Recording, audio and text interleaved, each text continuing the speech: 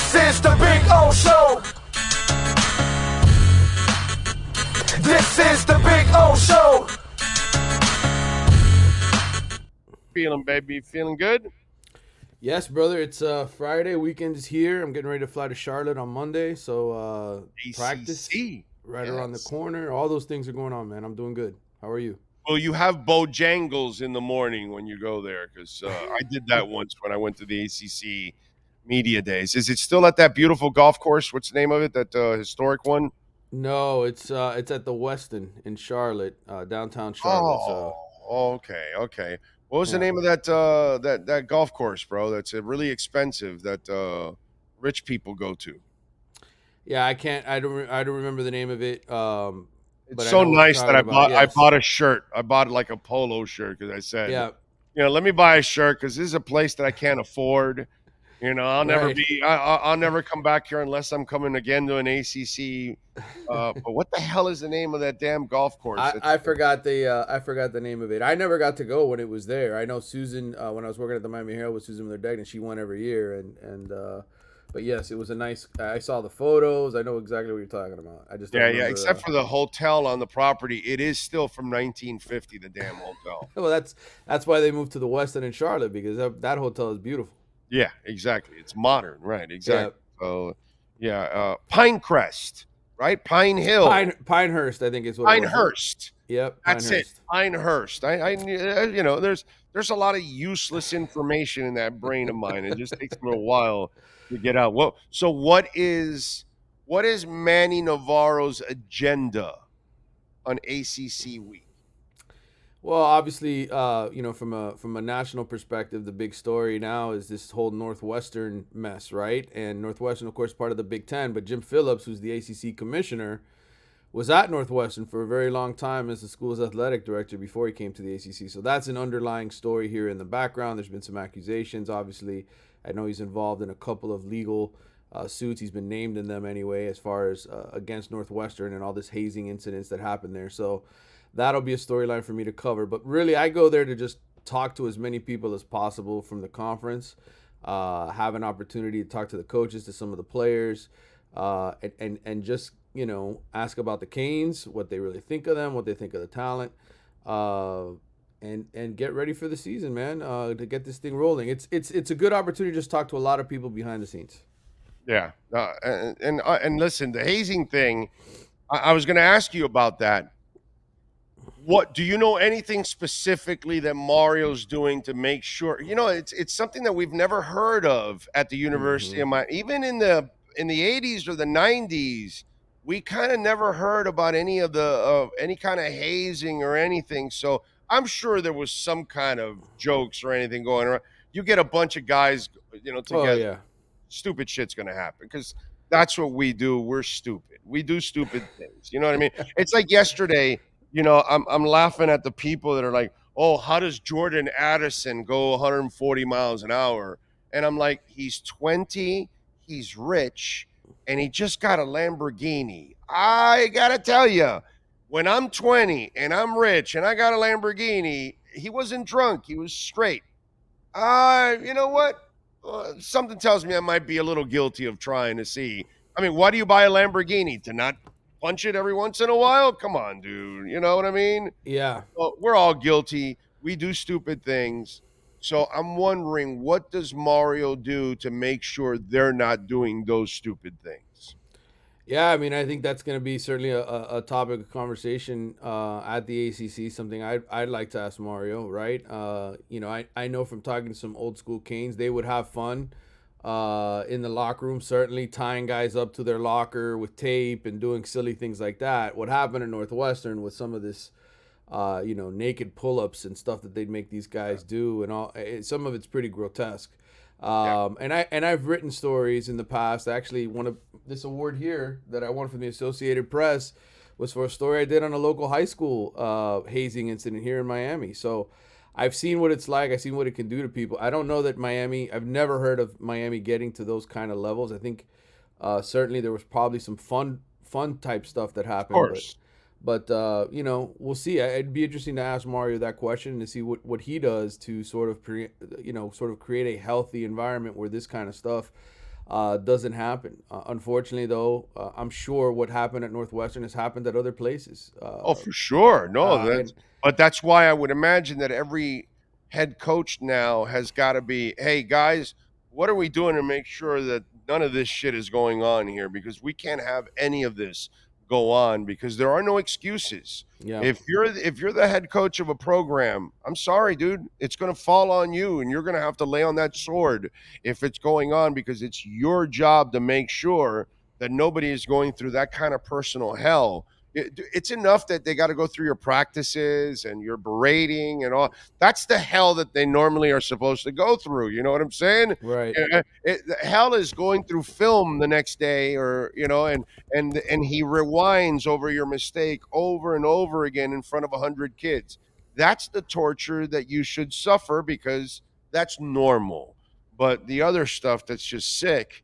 And I wonder if anybody phrases it like this to Mario and says, Mario, are you sure there is no hazing going on in the University of Miami football program? I wonder how he would answer that direct question. Yeah, we'll see. I'm guessing that'll be asked, whether it's from me or somebody else in the media here over the next few days at the ACC kickoff event. I know that again, it's going to be a hot topic because of what's happening in the news, and it's an important topic. You know, I think Lane Kiffin, if I'm not mistaken, over at Ole Miss was talking about making his entire team go through mental health training and things of those natures. I know a lot of coaches are proactive. They try to get in front of these kind of things, especially nowadays. We live in a different world than we did 30 years ago, 20 years ago, when this type of stuff would happen and everybody would keep quiet. Nowadays it happens, and there's people who step forward and immediately sort of report it between social media and going to the media with it. So I'm sure if something terrible was happening at Miami, we would have known by now. And certainly, you know, I think most of the coaches try to be proactive. Like I said, they try to do things to make sure this doesn't creep into their programs. Yeah, no, definitely is. It's something that that has to be talked about and it has to be addressed. Overall, and he has to make sure that it's definitely not going on. So one more thing: how much pressure is there on Van Dyke this year? Because Yeah, you had a hell of a year 2 years ago. Okay, so last year it was all blamed on the coaches now. Okay, hmm no, they didn't cater to what you were doing, this, that. So now you've got somebody catering more to you. And so now you've got to respond in a big time way. And you got to prove that last year was an aberration. And to me, I think there's a lot of pressure on Tyler Van Dyke to make sure, because if this team's even going to have a decent year, it has to start and end with Tyler Van Dyke. yeah. There's no question.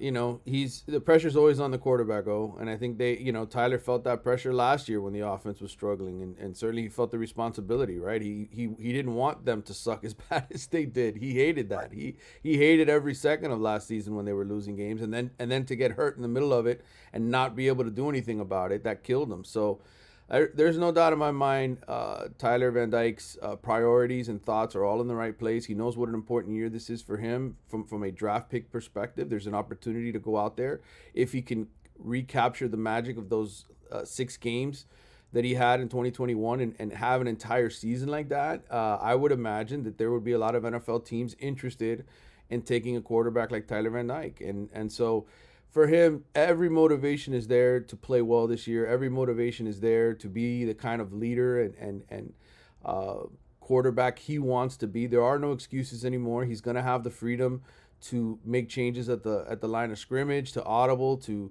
run this program the way that he wants to run it in terms of an offensive perspective. So I think, like you said, is there pressure? Sure, but there's always pressure on the quarterback. I think he's in a much healthier situation. He has a much better offensive line, I think, in front of him this coming year. There's some really talented guys, some huge guys.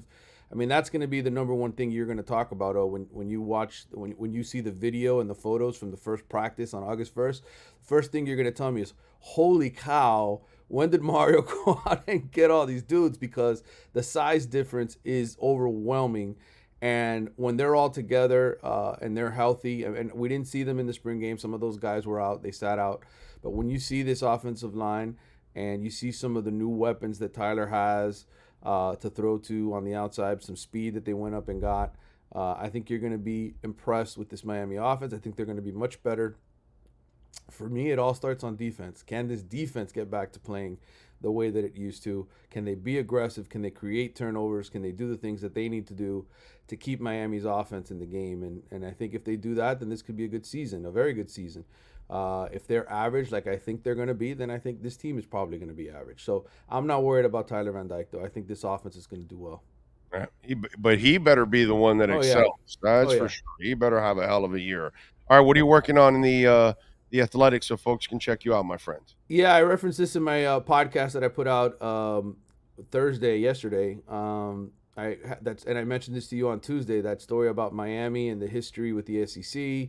Yep. That'll be coming out on Tuesday. There'll be there's a mailbag that Grace Rayner and I are working on the ACC together. We're answering a bunch of ACC-related questions. We'll have a couple mailbags. I will, of course, be in Charlotte reporting from there. So there'll be a lot to read on the Athletic website. And then, of course, if somebody else commits to this recruiting class, we'll be all over that as well. So I think if you want to read, there's a lot of good, interesting stories at the Athletic right now, especially about that Northwestern scandal and realignment, which I know is always a hot topic for fans. They always want to read about those things, and you can read a whole lot about that at the Athletic. Beautiful. And follow him on Twitter at Manny_Navarro. And don't forget, you can get anything and everything with the Canes logo on it, practically anything and everything, at caneswear.com, 2511 South University Drive in Davie. Or you can go to the website at caneswear.com. If you don't live nearby, you order over $99, you're going to get free shipping. They've got messy stuff. They got InterMiami. They've got Miami Heat, Miami Dolphins, Marlins, and then anything and everything practically with a Canes logo on it. Go to caneswear.com and check it out. Manny, have a great weekend, my friend. Thank you for taking some time. Appreciate it. Good talking to you. Have a good one. Thank you, sir. There you go. Manny Navarro. Make sure you subscribe to The Athletic.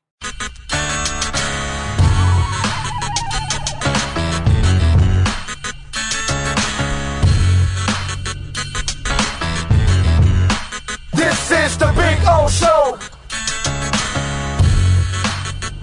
This is the Big O Show.